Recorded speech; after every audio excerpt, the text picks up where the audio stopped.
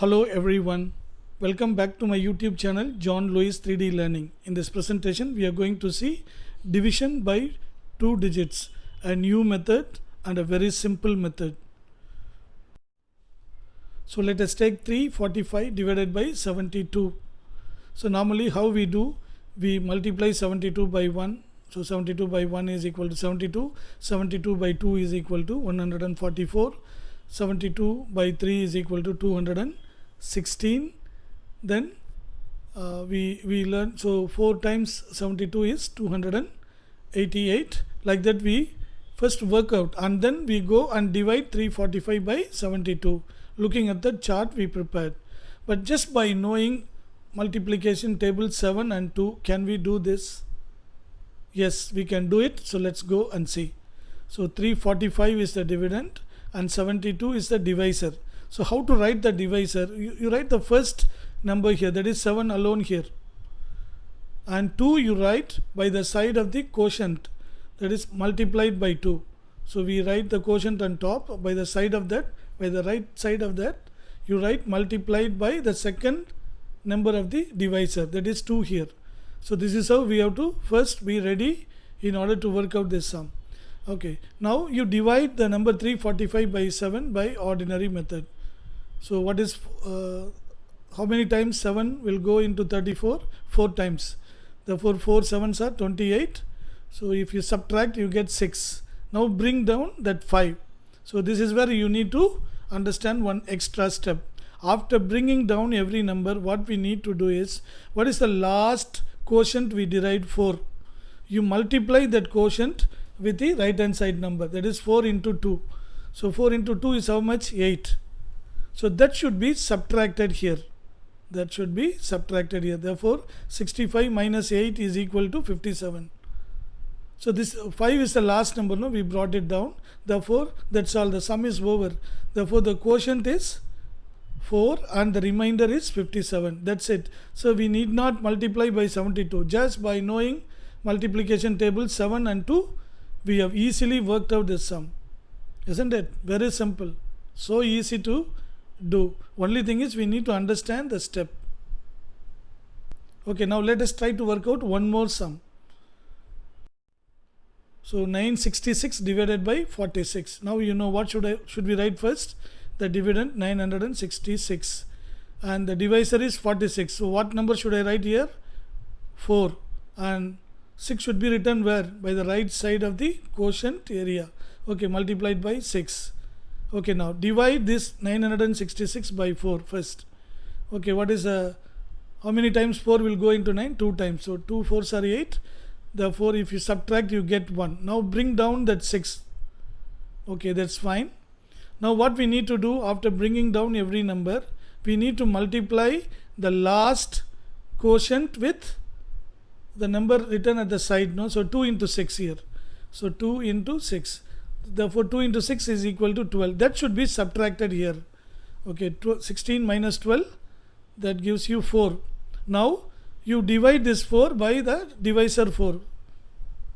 So we have got balance 4 now. The divisor is also 4. So how many times 4 will go into 4? 1 time. Therefore 1 into 4 is equal to 4. Subtracted 0. Now bring down the next digit 6.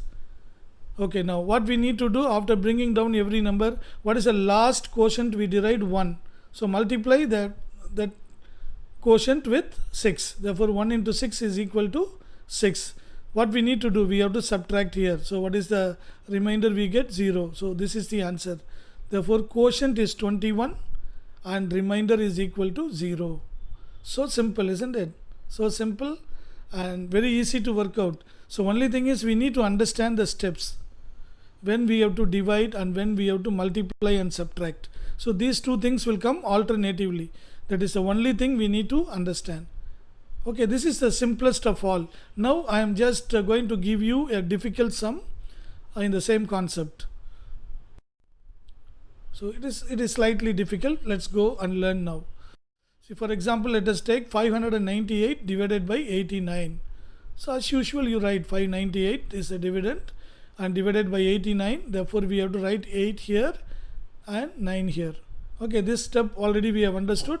Now that is there in your mind. Okay, now you divide 598 by 8. How many times 8 will go into 59? 7 times. 7 8s are 56. So how much is the balance? What is the remainder here? 3. So now what we need to do, we have to bring down that 8.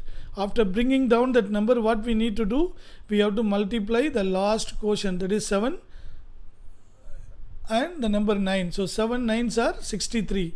That should be subtracted here.